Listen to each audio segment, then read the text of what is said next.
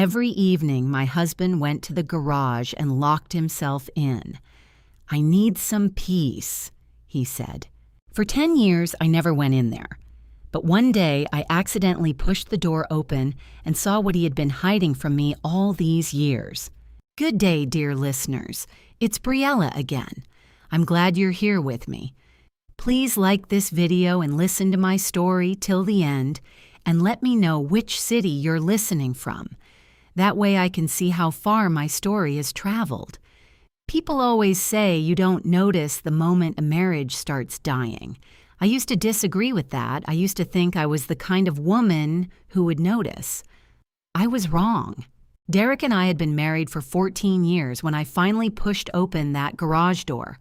14 years of shared grocery lists, of arguments about whose turn it was to call the plumber, of vacations to the Oregon coast where we'd eat clam chowder out of bread bowls and pretend we were still the people we'd been at 28.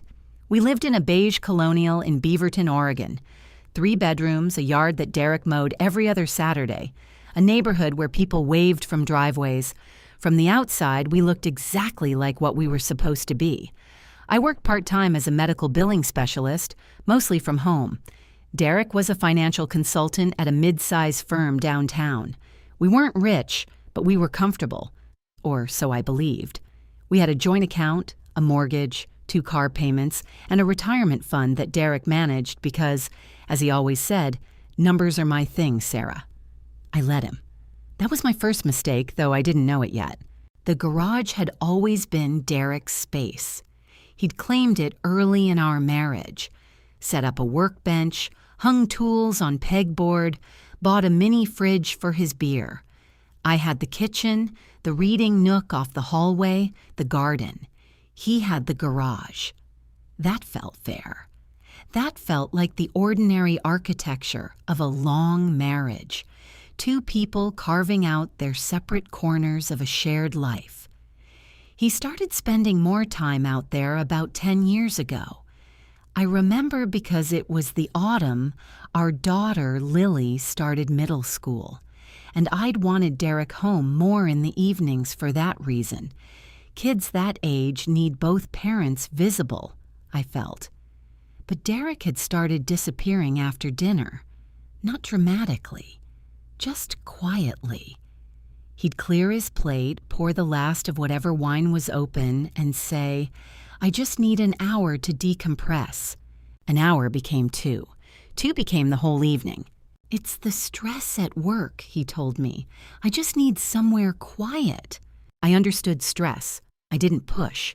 The garage door would close, and I would watch television alone, or read, or help Lily with homework, and I told myself this was just a phase. Men needed caves. I'd read somewhere. I gave him his cave. But did I ever actually believe that, even then? The first real signal, not a suspicion, just a small, cold feeling I couldn't name, came about 8 years ago. I'd been looking for our home insurance documents, which we kept in a file box on the kitchen shelf. I couldn't find the folder labeled Accounts. I asked Derek about it that weekend. "I moved things around," he said, not looking up from his phone. "I'm reorganizing. I'll handle it." He handled it. The folder reappeared 2 days later. I didn't look inside closely enough. Why didn't I? Then, about 4 years ago, our refrigerator broke. A repair that should have cost us nothing.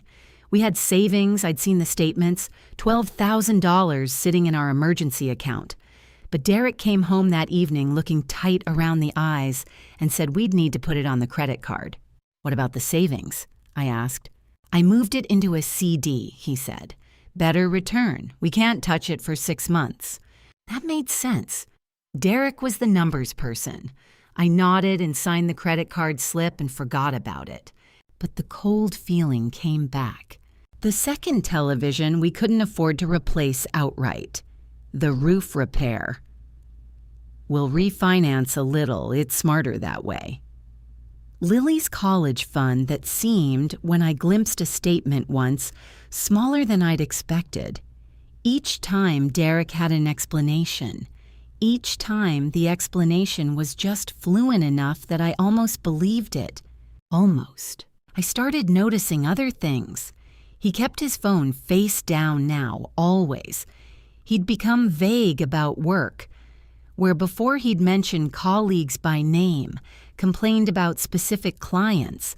Now he spoke in generalities. He'd begun driving a slightly different route home, which I only noticed because I happened to look out the window twice in 1 week. When I mentioned it, he shrugged. Construction on Morrison. There was no construction on Morrison. I drove it the next morning. But it was a Tuesday night in March. Lily was away at college by then, the house empty and too quiet, when I finally felt the first sharp, undeniable stab of it. Not suspicion. Certainty's ugly little cousin. I dropped a casserole dish. It shattered on the kitchen floor, and I went to the garage to get the dustpan, and I turned the handle, and the door didn't open. Derek had put a lock on the garage door. Not the big rolling door facing the street, the interior door, the one that connected the garage to the house. The door I had walked through 1,000 times without thinking. The door that led to my husband's private space inside our shared home. He'd installed a deadbolt. Sometime in the last few weeks, without mentioning it, without explaining it, Derek had locked me out. I stood there in my socks, a broken casserole dish on the floor behind me, and I stared at that lock. And I thought, 10 years of closed doors, and now an actual lock. I got the broom from the hallway closet. I swept up the ceramic pieces. I didn't say anything to Derek that night, but something in me had made a decision, even before my mind caught up to it. I didn't sleep that night. Derek came in from the garage around 10:30, smelling faintly of beer, and brushed his teeth, and climbed into bed beside me with the ease of a man who had nothing to hide. I lay on my side of the mattress and listened to his breathing slow into sleep and thought, how long have you been doing this? Not the lock specifically. The lock was new, but the hiding, how long had that been going on? I got up at 2 a.m. and sat at the kitchen table with a yellow legal pad, the way my mother used to do when she needed to think through a problem.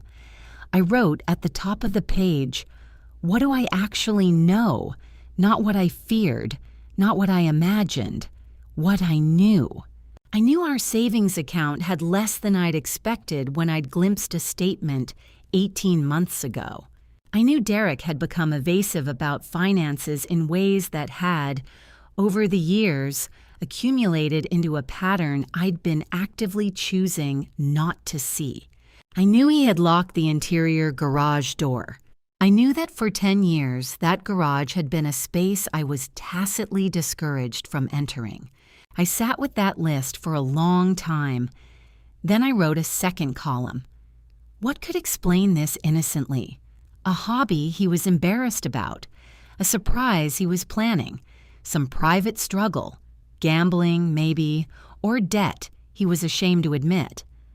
I tried to be fair. I tried to be the kind of wife who assumed the best.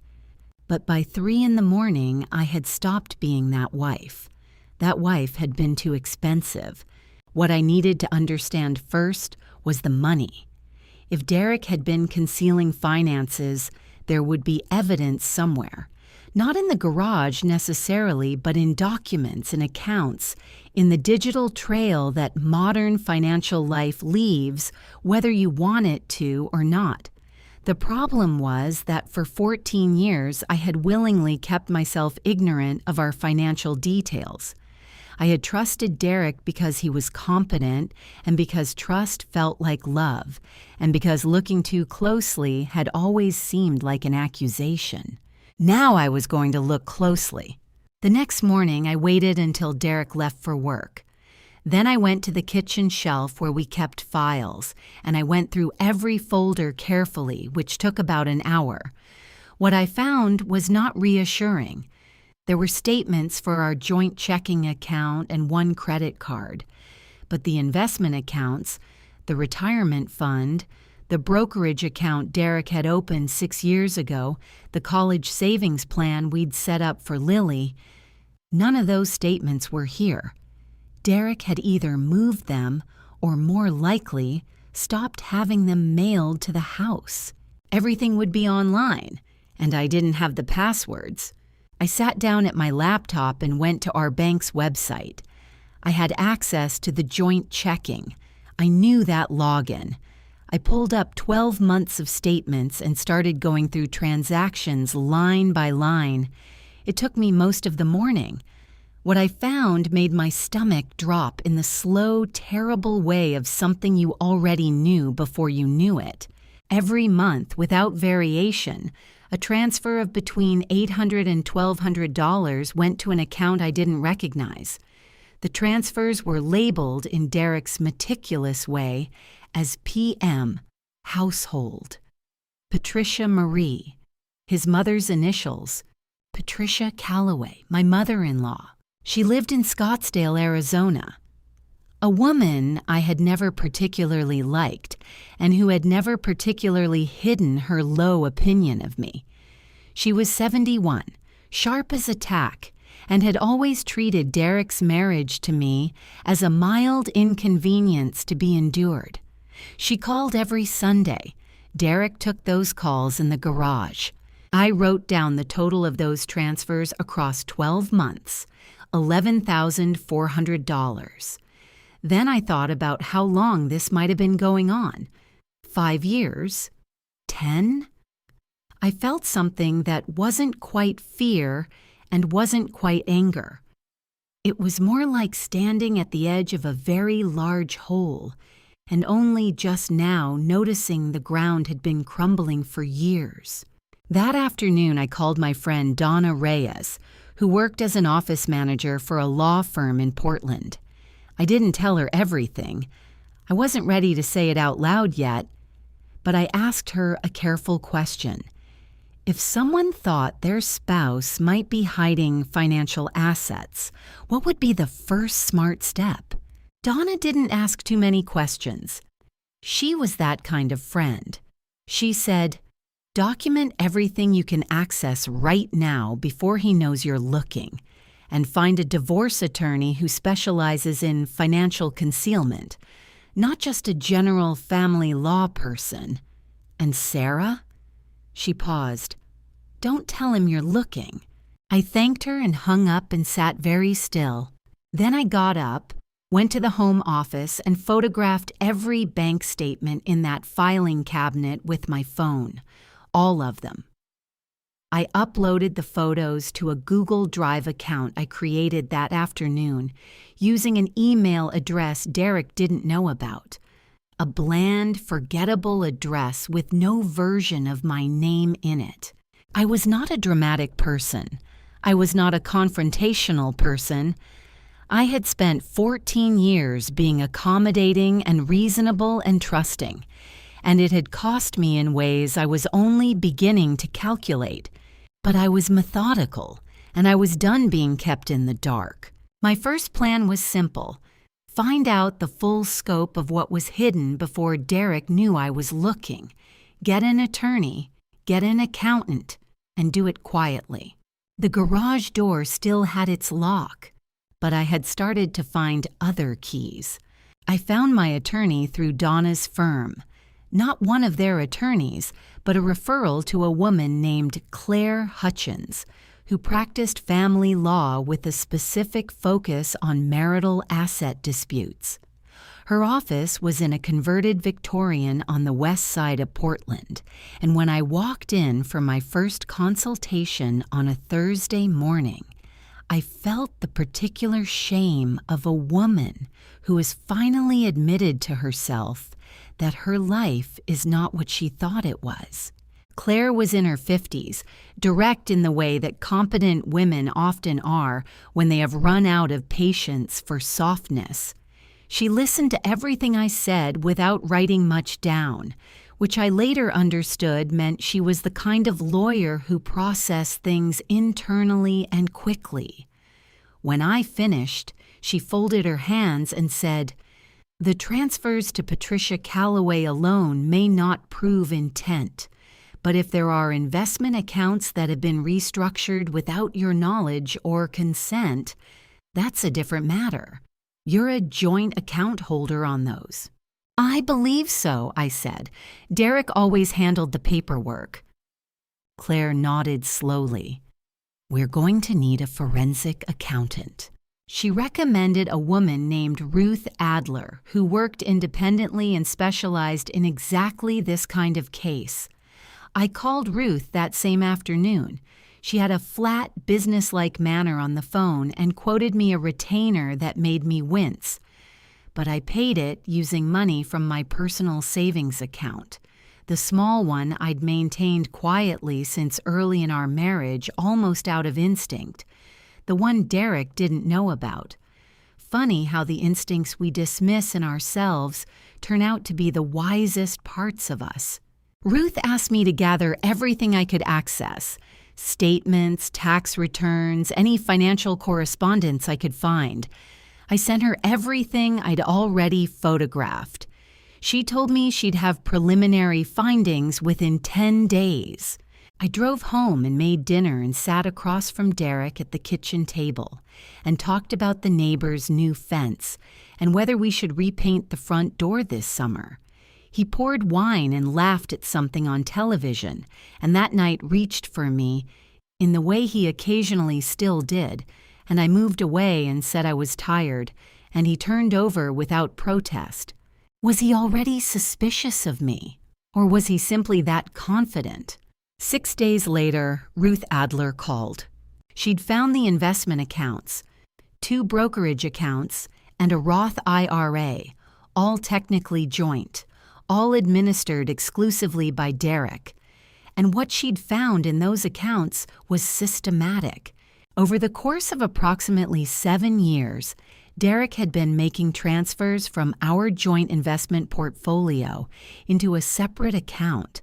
One opened in his name only, structured as a sole proprietorship business account under a consulting LLC he had registered in Delaware. The LLC had a name I didn't recognize: Callaway Strategic Advisors, LLC. Its registered agent was listed as Patricia Callaway. Patricia, always Patricia. The total amount transferred over 7 years, Ruth estimated, was somewhere between $180,000 and $220,000. She was still tracing the full picture. I sat in my car in a parking garage downtown when Ruth told me this, because I'd been running an errand when she called, and I remember the concrete pillars around me and the way the fluorescent light buzzed, and the sound of my own breathing going very careful and controlled. Is this legal? I asked. Without your documented consent as joint account holder, no, Ruth said. This looks like intentional dissipation of marital assets, and the LLC structure, with his mother as registered agent, suggests premeditation. This isn't impulsive. This has been planned. Planned. That word landed like a stone dropped into still water. Derek hadn't fallen into hiding money the way someone might fall into a bad habit. He had built something. He had built a structure over years to move our shared life out from under me, and his mother had helped him. I managed to thank Ruth and tell her to keep going, and then I sat in that parking garage for 15 minutes and did not cry, which surprised me. What I felt was not grief yet. It was something harder and colder. The complete, irrevocable end of uncertainty. I had been afraid, until this moment, that I was wrong, that I was the suspicious, paranoid wife who had nearly dismantled a decent marriage over locked doors and vague feelings. I had dreaded being that woman. I was not that woman. That evening, something shifted in Derek. I don't know what had changed on his end, whether someone at his firm had mentioned something, whether Patricia had sensed something in our last clipped Sunday dinner phone call, whether Derek had simply noticed the slight change in my posture that Donna later told me she could see in a photograph of me from that period. But he came home and looked at me in a new way, a measuring way. "You seem far away lately," he said. "Just tired," I said, and smiled and handed him his plate. He watched me for a moment longer than necessary. The lock on the garage door was still there, but the secret it was guarding had already escaped it. I had my proof, I had my attorney, I had my accountant. Now I needed to decide what to do with them. Claire moved quickly once I gave her the go-ahead. The legal strategy was straightforward in principle, complex in execution. File for divorce citing economic misconduct, simultaneously freeze the joint accounts and request court-ordered disclosure of all financial records, and petition for a forensic audit of Callaway Strategic Advisors, LLC. Ruth Adler would serve as our expert witness on the financial side.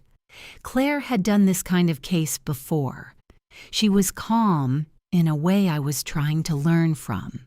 I signed the paperwork on a Monday morning. By Wednesday, Derek had been served at his office. I was not there when it happened. I was sitting in Donna's kitchen drinking coffee because I'd known I didn't want to be in the house. Donna didn't say much. She refilled my mug and put a plate of toast in front of me, and we talked about her daughter's soccer league for 20 minutes. And I was grateful to her in a way that had no adequate words. Derek called me 4 times between noon and 2 o'clock. I let all 4 calls go to voicemail. I wasn't ready to speak to him. I didn't yet know which version of Derek would be on the other end, the wounded one, the angry one, or the one who would try to explain it all away in that fluent, plausible voice he had. The 5th call came from a number I recognized with a lurch of cold dread. Patricia. I didn't answer that one either. Derek was home when I got back that evening. He was sitting in the living room, not the garage, with the lights off, which should have told me something. Derek in the dark. Derek waiting for me in the main part of the house instead of retreating to his locked room. "You want to tell me what you think you're doing?" he said. The voice was controlled. That was the Derek I'd gotten. Not the wounded one, not the angry one yet. The controlled one, which was always the most dangerous. "I think the filing speaks for itself," I said. He stood up. "Sarah, you have no idea what you've done. You need to stop this. Call Claire Hutchins and tell her to stand down, and we will sit down together and I will explain everything." "You had 7 years to explain everything," I said. That was when the control slipped. Just for a moment. Something moved across his face that I hadn't seen before. Not anger. Something more calculated than anger. "My mother is involved in this," he said. "If you push this, you push it on her too. She's 71 years old, Sarah. Do you understand what a legal proceeding could do to her?" There it was. "You should have thought about that," I said, "before you made her the registered agent of your shell company." The next morning, Patricia called again, and this time I answered because I had decided that avoiding her was a form of fear I no longer had room for. She didn't waste time on pleasantries. Patricia Callaway had never been a pleasantries woman. She told me in the crisp, even tone she used to discuss everything from the weather to moral failures that I was making a very serious mistake, that whatever I thought I had found, I didn't understand the full picture, that Derek had been protecting our family's financial future in ways I was too short-sighted to appreciate, that if I continued down this road, I would regret it. She used that word twice, regret. Then she said, "I have resources you are not aware of, Sarah. I want you to think very carefully." I I wrote down her exact words after I hung up. I emailed them to Claire. Claire's response arrived within the hour. This is attempted intimidation. Document everything. Do not respond. Do not engage with her directly again. The week that followed was one of the hardest of my life. Not because anything dramatic happened, but because I had to continue living in a state of low-grade siege while looking normal. Derek moved to the guest room without being asked, or perhaps because he wanted to. And we passed each other in the hallway of our house like tenants who shared plumbing and nothing else. He went to the garage every night still. Old habits. By Friday, I was exhausted in my bones. I drove up to the coast that weekend. Cannon Beach, alone. I rented a small room at a place I'd stayed once before, and I walked on the sand in the early morning when no one else was out, and I let myself feel all of it. The grief for the marriage I thought I'd had, the fear of what came next, the strange and quiet fury that had been keeping me upright. I ate clam chowder from a bread bowl by myself and cried a little and then stopped. When I drove back Sunday evening, I felt steadier, not happy, not safe, but clear. The call came on a Tuesday, 2 weeks after Derek had been served. It was Derek's voice, but a different register than I'd heard before. Softer, carefully calibrated. He asked if he could take me to dinner. Just dinner, he said. Not to argue, not to negotiate, just to talk. The way two people who had built a life together deserved to talk before lawyers consumed everything. I said I would think about it. I called Claire first. She told me I was legally permitted to have a conversation with my husband, but that I should not discuss the case, should not make any agreements, and should document the encounter afterward. If he's asking you to dinner, he wants something, she said. Go in knowing that. I agreed to meet him at a restaurant on Northwest 23rd. Neutral ground, public, a place we'd been to on early dates, which I suspected was a deliberate choice. Derek was not an unsophisticated man. He looked tired. He'd lost weight since I'd last really looked at him. He ordered wine and waited until the server had gone before he spoke, and what he said surprised me in its directness. I know how this looks, he said, and I know I should have talked to you. But Sarah, the LLC, the account, it was supposed to be for us, for our retirement. I did it the way I did it because of taxes, because of how the firm structures things, and yes, because I didn't think you'd understand the mechanics of it. That was wrong. I should have explained. But this isn't theft. This is our money. It was a good speech, measured, reasonable. He even had the grace to include an admission of wrongdoing, the I should have explained, which gave it the texture of humility without conceding anything material.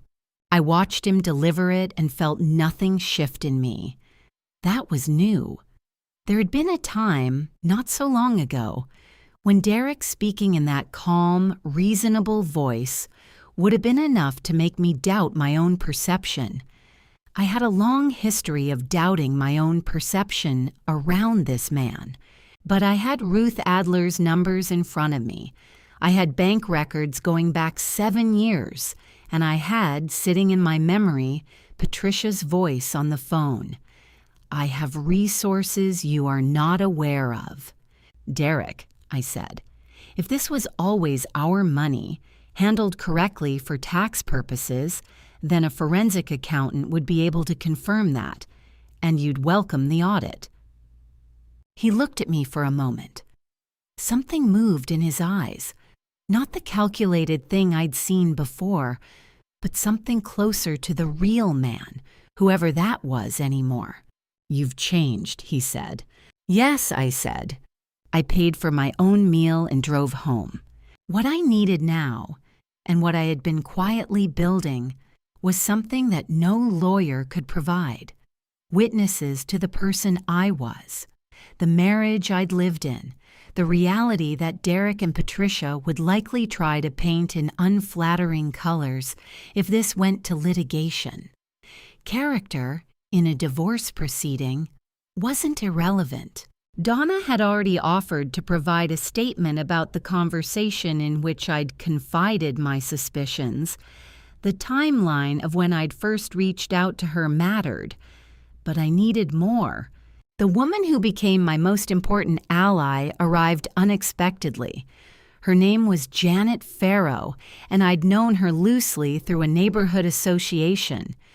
She was a CPA who'd recently retired from a firm where she'd done forensic auditing work for the IRS for 20 years. We'd had coffee twice. She was 70, a widow, with the demeanor of someone who had spent decades looking at fraud and found most of it surprisingly banal. I called her on a whim, or what felt like a whim. She picked up on the second ring. I told her everything. It took an hour. She listened the way Ruth Adler listened, without audible reaction, just occasional short questions. When I finished, Janet said, "I've seen this structure before. Delaware LLC, family member as registered agent, transfers dressed as business expenses. It's a pattern. Sloppy, actually, by sophisticated standards, which means your husband isn't a financial criminal. He's a financially literate man who believed his wife wouldn't look." That sentence rearranged something in my chest. "Would you be willing to speak with my attorney?" I asked. "Yes," Janet said. "And I'll tell you something else for free. Patricia Calloway, if she knew about this and participated, may have personal liability, depending on what your accountant finds." Patricia, personal liability. For the first time since I'd pushed open the garage door in my mind, since the lock, since the parking garage phone call, since the dinner, I felt something that was adjacent to calm, not triumph. I wasn't there yet, but the cold, steady sensation of a foundation settling under my feet. I thanked Janet and hung up and sat in my garden for a while, in the last of the October sun, listening to my neighbor's wind chimes. Derek was in the garage. I could hear the light click on through the side wall. Let him have his cave. I was building something else. Patricia arrived on a Thursday afternoon without calling first. That was a choice, not an oversight. Patricia had never done anything unintentionally in her life. I was in the kitchen when I heard the car in the driveway. An Uber, which meant she'd flown up from Scottsdale and come directly here, which meant this visit had been planned with some deliberateness. I watched from the window as she climbed out, impeccably dressed in pale gray, a woman who, at 71, still moved with the kind of precision that announces I have always been correct about everything. I did not open the door until she knocked. Let her knock. "Sarah," she said when I opened it. Her voice was warm. Her eyes were measuring the distance between us with the efficiency of a surveyor. "Patricia," I said, "I didn't know you were coming." "I wanted to see you in person," she said. "This is too important for phone calls." I let her in because turning her away would have looked like fear, and I was no longer willing to look afraid. I offered her coffee because I was raised to be courteous, even to people who had helped redirect $200,000 of my money into their own orbit. She accepted and sat at my kitchen table, and for a moment we were just two women in a kitchen in October, and the fiction of normalcy was almost convincing. Almost. "I know you're angry," Patricia began. "I would be angry too in your position. Derek handled this badly. I've told him that." She paused with the precise timing of a woman who had rehearsed this. "But Sarah, You have to understand that what he did out of love. For both of you. He was trying to protect your future in a way that, yes, he should have told you. But the intent was never to hurt you. This was good. This was very good. The acknowledgement of Derek's wrongdoing delivered in a tone that made it sound like a minor administrative error. The invocation of love. The reframe of concealment as protection. The intent, I said, is something a forensic accountant is currently evaluating. Patricia's expression didn't change, but something behind it did. Sarah. A legal proceeding will destroy this family. It will cost both of you enormously, financially, emotionally. Lily will be affected. You know that. Lily. She brought Lily into it. Lily is 21 years old, I said. She's an adult, and I haven't spoken to her about the specifics of this. She'll find out, Patricia said. These things become public, court records. These things follow people. I looked at her across my kitchen table and thought about the registered agent form Ruth had found. Patricia Marie Calloway, listed by choice, with full knowledge of what that LLC was built to do. Patricia, I said, I want to be clear about something. My attorney has advised me not to discuss the case with you. That advice stands. I've let you in out of courtesy, but this conversation is over. The warmth left her face entirely. What was underneath it was not angry exactly. It was something more controlled than anger. A kind of compressed, functional fury that had probably been there all along, underneath 14 years of mild disdain. You are making a mistake, she said, that you will not be able to undo. You said that on the phone, I replied. You mentioned resources.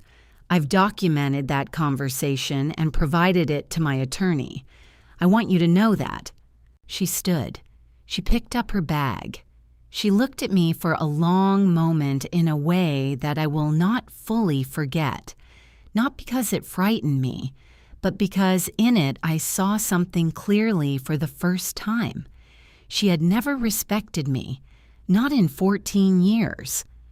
To Patricia, I had always been an obstacle. Something Derek had unfortunately acquired that she'd been managing around ever since. Knowing that made everything simpler. She left without finishing her coffee. I heard the Uber pull up 3 minutes later. I watched from the window until the car turned the corner. Then I sat down. My hands were trembling very slightly. Not from fear, or not only from fear, from adrenaline, from the strange physical cost of sitting very still while someone threatens you, from the effort of keeping my voice level. The trembling passed in a few minutes. What didn't pass was the clarity that came after it. Patricia's visit had been a last effort to make me doubt myself, to wrap intimidation in the language of family, of love, of Lily, of consequences. All the soft weapons that had probably worked on me before, in smaller ways, over many years. This time, you've gone too far. This time, consider what you're risking. The language of women who've been talked out of things by people who loved them. I wasn't talked out of it. I called Claire that evening and told her about the visit. She was quiet for a moment. Good, she said. That she came in person, that's actually helpful. It speaks to her level of concern about the outcome. You documented the conversation? I wrote it down immediately after, I said. Perfect, send it to me tonight. I sent it. Then I called Janet Farrow and told her about the registered agent and Patricia's visit, and Janet listened and then said very quietly, She came all the way from Scottsdale. She's scared. Scared. I sat with that word for a long time. The deposition was held on a November morning in Claire's office on the west side of Portland. A deposition is not a courtroom. There's no judge, no gallery, no formal theater. It's a conference room with bad coffee and a court reporter, and it has a quality of intimacy that makes it, in some ways, more exposing than testimony in open court. You cannot project. You cannot play to an audience. You simply have to answer the question in front of you while a skilled attorney dismantles the story you have been telling for years. Derek had retained an attorney named Franklin Marsh, who I learned later had been recommended by Patricia. She had apparently used him in some capacity years earlier. Claire had mentioned his name without particular alarm, which I took as reassurance that she was not intimidated by him. Derek arrived in a gray suit. He looked better than he had at dinner, more composed, more like the version of himself he'd decided to present. He sat across the conference table and nodded at me with the expression of a man being patient with an unfortunate situation. Ruth Adler was there. Janet Farrow was there as a consulting expert. Claire sat beside me with a yellow legal pad covered in handwriting, so small I couldn't read it from my angle. Franklin Marsh opened with predictable framing. The LLC had been established for legitimate tax purposes. The transfers were documented business expenses. Patricia's role as registered agent was administrative only and had involved no financial participation. Then Claire began. She asked Derek calmly and methodically about every transfer Ruth had traced. She asked about the dates. She asked about the corresponding documentation. She asked whether I had been informed of each transfer, whether I had provided consent, whether my signature appeared on any of the LLC's formation documents. It did not. She asked Derek to explain in specific terms what services Callaway Strategic Advisors, LLC, had provided to justify the fees it had received from our marital investment accounts. Derek answered the first few questions with the fluent competence of a man who had prepared, but Ruth had traced 7 years of transfers, and Claire had 7 years of questions. By the 20th question, Derek's answers had begun to recycle. By the 30th, Franklin Marsh had interjected 6 times with objections that Claire walked through with unvarying courtesy. Then Claire asked about a specific transfer. $47,000 in March of 2021, the largest single transfer Ruth had found, moved from our joint brokerage account to the LLC, and within 11 days, from the LLC into a personal savings account in Patricia Callaway's name. Derek stopped. The pause was not long, perhaps 4 seconds. But in a deposition, 4 seconds is a geological age. I'd need to review the documentation on that specific transfer, he said. We have the documentation, Claire said. Ruth Adler will walk us through it. But I'd like to ask you first, in your own words, what was the purpose of that transfer? Franklin Marsh objected. Claire waited. Derek looked at his attorney, and in that look I saw it. The first crack in the edifice. Not guilt exactly. The specific expression of a man who has just understood that the structure he built was not as solid as he believed. That related to a loan, Derek said. To my mother, a personal loan. A loan, Claire repeated. Is there documentation of the loan terms? It was a family arrangement. Is there a promissory note? Silence. Is there any written record of the loan terms, the repayment schedule, or your wife's consent to make this loan from your joint marital assets? Derek looked at Franklin. Franklin's expression had acquired a quality of careful neutrality. I don't believe there's a formal document, Derek said. What happened in the next 2 hours was not dramatic by television standards. There was no confession, no raised voice, no revelation of a secret life. It was quieter than that. and more devastating. Claire moved through 7 years of transactions with the patience of someone who had nothing to prove and everything to document. Derek's explanations accumulated into contradictions. The LLC that had been a tax structure became, in the course of questioning, also a loan vehicle, also an investment fund, also a business incubator for a consulting practice that had, apparently, never consulted on anything for anyone outside the family. I sat very still through all of it. I had promised myself I would not perform. I did not look satisfied or vindicated or grieving.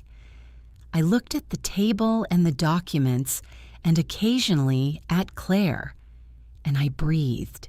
When the deposition recessed for lunch, Derek and Franklin Marsh went into the hallway, and I heard through the closed door the low, urgent sound of an argument. Patricia had not been present. She had not been invited. But Claire had told me that morning that a separate deposition for Patricia was scheduled for the following week. "How do you feel?" Claire asked me quietly during the break. I thought about it honestly. "Like it's almost over," I said. Patricia's deposition was worse for her than Derek's had been for him. I say worse because Derek, whatever else he was, had at least operated in a world where financial complexity could be invoked as partial camouflage. Patricia had no such cover. Her role was administrative, she'd claimed, signature only. She'd simply agreed to be listed as registered agent as a favor to her son. Claire's questions established, with the methodical patience I had come to recognize as her signature, that Patricia had received wire transfers totaling $94,000 over 6 years into her personal Scottsdale savings account, that she had, on 4 occasions, signed documents on behalf of Callaway Strategic Advisors, LLC, that authorized those transfers, that she had, in 2 emails recovered from Derek's phone during the discovery process, explicitly discussed the strategy of keeping the accounts out of Sarah's name for planning purposes. Those emails, Ruth had found them in the discovery material Derek's attorney had been legally compelled to produce. In one, Patricia had written to Derek, "If she ever looks, the LLC creates distance. That's the point." In another, sent 8 months before Derek had installed the lock on the garage door, "You need to move faster. If she gets a lawyer first, you lose the leverage." If she gets a lawyer first, you lose the leverage. When Claire read that email aloud during Patricia's deposition, I watched my mother-in-law's face with the attention I'd spent 14 years directing elsewhere. Patricia did not collapse. She was too controlled for collapse. But the architecture of her composure shifted in a way that was unmistakable. The careful woman behind the careful face recalculating in real time. "I would need to see the context of that email," Patricia said. Claire provided it. There was no exculpatory context. The case did not go to trial. It didn't need to. 2 weeks after Patricia's deposition, Franklin Marsh contacted Claire with a settlement offer. It was inadequate. Derek had clearly advised him to open low, and Claire declined it in a single paragraph. 10 days later, a second offer arrived. Closer. Still not enough. What changed the trajectory was Janet Farrow. Janet had, in the weeks since our kitchen conversation, done something I hadn't asked her to do. She had, using her contacts from 20 years of forensic auditing, quietly verified that Callaway Strategic Advisors, LLC, had filed federal business tax returns, claiming expenses that did not correspond to any documented business activity. She brought this to Claire, who brought it to Ruth, and Ruth prepared a supplemental report that raised, for the first time in explicit terms, the possibility of referral to the IRS. When Franklin Marsh received that supplemental report, the third settlement offer arrived within 48 hours. It was everything Claire had said I was entitled to. I received 60% of all marital assets, including the investment accounts, the home equity, and a cash settlement that represented Derek's acknowledgement of the unauthorized transfers. Derek was required to dissolve Callaway Strategic Advisors, LLC. Patricia, through a separate agreement negotiated quietly between attorneys, agreed to repay $94,000 in funds received, structured as a return of personal loans in the legal language. But we all knew what it was. The IRS referral was held in abeyance contingent on full compliance with the settlement terms. I signed the final documents on a Tuesday morning in December. It was raining in Portland, which is not unusual, and the light was the low gray that the city wears most of winter. I drove to Claire's office alone and signed 11 pages and accepted a copy in a manila folder and shook Claire's hand and thanked her. "You did the hard part," Claire said. "So did you," I said. I sat in my car afterward for a few minutes in the parking garage. A different one from where Ruth had called me with her first findings. But parking garages have a way of looking the same. And I thought about that other morning. That fluorescent buzz. The cold drop in my stomach when Ruth first said $180,000.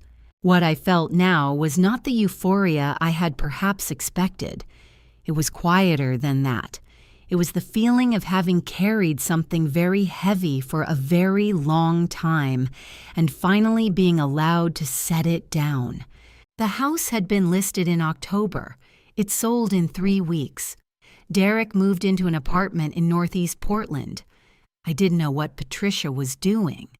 She had apparently returned to Scottsdale, and I found that I didn't need to know. I took Lily to dinner the week after the signing. She knew most of the outlines. I'd been honest with her, carefully, without weaponizing details. She'd been quiet and sad and loyal in the way that good kids are when their parents' marriage ends. She'd ordered the pasta and we'd split a bottle of wine and she'd said, "Mom, I'm proud of you." That made me cry more than any of the rest of it. I bought a house in the spring. Not the Colonial in Beaverton. That life was sold and signed away, and I felt no grief about the house itself, only occasionally about the version of myself who had lived in it.